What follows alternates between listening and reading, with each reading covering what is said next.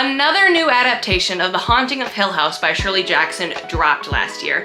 Does this adaptation breathe life into this classic horror novel, or does it fall flat? So in the last 5 years, we've gotten 2 adaptations of The Haunting of Hill House by Shirley Jackson.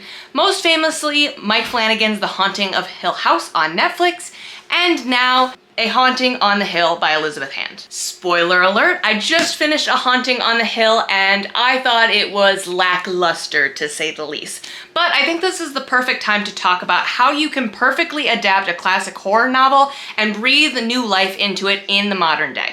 But before we compare these two, I do want to talk just a little bit about A Haunting on the Hill, just since it is lesser known and it is newer. A lot less people are talking about it than obviously the cultural phenomenon of Mike Flanagan's The Haunting of Hill House. Holly Sherwin has been a struggling playwright for years, but now after receiving a grant to develop her play Witching Night, she may finally be close to her big break. All she needs is time and space to bring her vision to life. When she stumbles across Hill House on a weekend getaway upstate, she is immediately taken in by the mansion. All too soon, Holly and her friends find themselves at odds not just with one another, but with the house itself. It seems something has been waiting in Hill House all these years, and it no longer intends to walk alone. So I had a couple of issues with this book. My first and the biggest one, I think, was the pacing. It just felt so off. You don't really get into, I would say, horror in this book until the last 20 or 50 pages or so. And in those 20 or 50 pages, the horror is really compelling, it's unique, it's scary, but it just waits way too long to get into it. I really would have enjoyed the last 100 pages to be more like the last 20 or 50. Instead, what we get most of the book is just like, oh, that was weird. Huh, that's strange. Instead of like true horror. It just doesn't build as quickly as I think I would like or I would expect. My second other main issue with this is that the characters just weren't fleshed out as I would have liked. She attempted to do this by kind of switching the point of views in each chapter, but it didn't start until about 75 pages in, and by then I was really thrown off by the perspective changes. The main character, her perspective is told in first person, and every other character is an omniscient third person narrator. And every time a chapter starts, you have to really focus in. When most books have different narrators, at the beginning of each chapter there's their name, or there's some other deciding factor that helps you figure out who is trying to tell this story now, and there's just not that in this book. The way you kind of have to figure out who's talking is by piecing the puzzles kind of together on your own. Like, oh, they're talking a lot about these other characters and not a lot about this one character, so that one character must be the point of view that it's from, because they're like criticizing the other characters and like kind of praising themselves, so therefore it has to be about them. And like, I think that's just way too much work, literally in every chapter, for you to have to figure out, okay? And we'll get into this later, but because of that, I didn't feel like the other characters were fleshed out, which became a problem as the book went on. But it wasn't all negative. I did love some of the elements that Elizabeth Hand incorporated to kind of spice up the modern adaptation of it. She added some witchcraft to it, some symbolism with the black hair, and I really enjoyed those parts, and then also some homages to the original story. Kind of sprinkled in like little Easter eggs for us kind of OG fans. But the kind of nail in the coffin for me with this book is that I didn't find myself wanting to pick it up and read.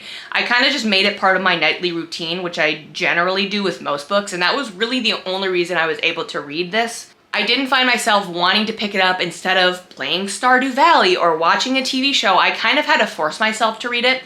Now that does happen to me from time to time, but usually once I'm able to pick up the book, it's hard for me to put down. This book was way too easy for me to stop reading. For me to want to give a 5-star recommendation, it has to be recommendable, or it has to be so engaging that I want to read it, it's hard to put down, and I'm genuinely impacted by the story, and this book just didn't meet those criteria. I would recommend this to other fans of the original story. I wouldn't recommend this book for someone who is just looking for a horror or a thriller to read next. I just didn't feel like there were enough strong horror or thriller elements for a non-Hill House fan to engage with. but there is a right way to adapt a classic horror novel. Now, the reason I kind of want to compare these two is that they are two adaptations of the same book, obviously told through different mediums, so I'm really just trying to compare their stories here. But I think that it gives us a unique opportunity to talk about how to properly update a classic horror novel in the modern day. Now, there have been plenty of video essays, articles, or even books themselves written about how to make a good adaptation. But I think with horror,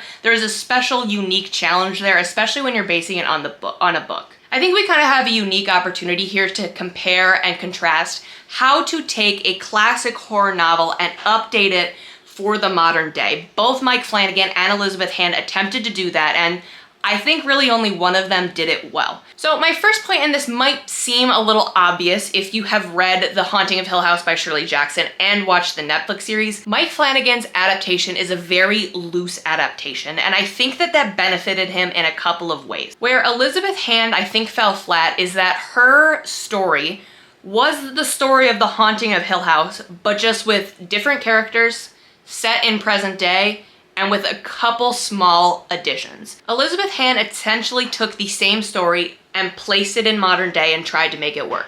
Mike Flanagan took the themes of The Haunting of Hill House and adapted it into a series for modern day, while paying homage in some regard to the original.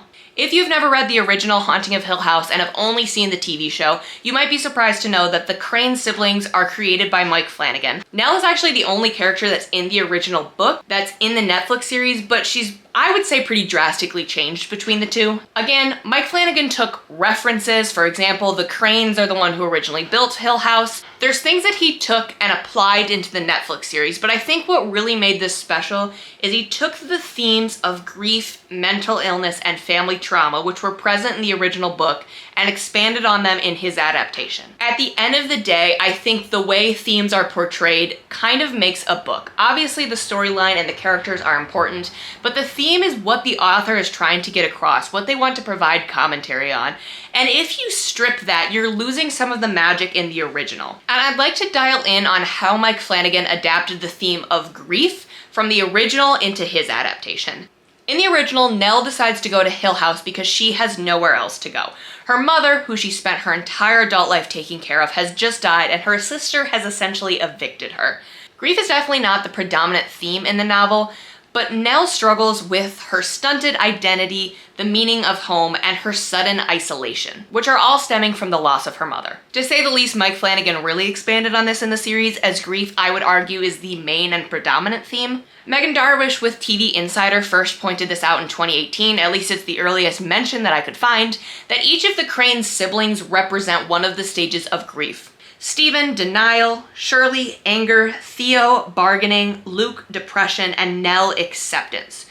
The loss of their mother and the last night in Hill House haunts the rest of the story, literally and figuratively. On the other hand, Hand ignored these things and created her own. Now, I'm an English teacher. Finding theme and message and tone is literally my job, and the best theme that I could come up with in A Haunting on the Hill is that artists are sometimes really pretentious. As I already mentioned, the predominant themes in The Haunting of Hill House are grief, mental illness, and family trauma, and those are just not present in Elizabeth Hand's adaptation at all. Another big strength of Mike Flanagan is that he really fleshed out the characters. In the Netflix adaptation, each episode focuses on the backstory and the present life of one of the Crane siblings. It features their time in the home, their time after their mother dies, their adult life, and the present. We spent at least an hour with each character learning who they are and who they were. I would argue that this is truly an ensemble show, that there is no character left unexplored or underdeveloped. Now, you might be able to argue that the reason that Mike Flanagan is able to flesh out his characters like he did is that he had more time than Elizabeth. She had about 350 pages or so. You were just not going to be as open to reading a 10-hour series if it was in book form, if you know what I mean. Like, if you were to do what he did in book form, the book would be really, really long. Now, Hand attempts to flesh out each character so that we can connect and get to know them, and she tries to do what I was talking about earlier. She tries to have every other-ish chapter or so told from the perspective of one of the three other guests in Hill House. But but it falls really, really flat. As I mentioned, it's really hard to figure out who's talking, and the chapters in A Haunting on the Hill are really, really short. You just don't get to explore and learn who the characters are. We're just not able to connect with these characters like we are with the Crane siblings. And I think that is more a critique of Han's writing and the style and format of the book than it is actually the medium. And then lastly, The Haunting of Hill House was scary. A Haunting on the Hill is not scary. Now, obviously, like I mentioned, they have different tools to make something scary. But as I mentioned earlier, the last 20 to 50 pages were the only horror that we really got. As I mentioned, just weird and strange things kept happening to them, but not in a horrific way. Maybe it was the way they were described, maybe it was related to the pacing. I'm not quite sure what the issue was, but this book was just not scary.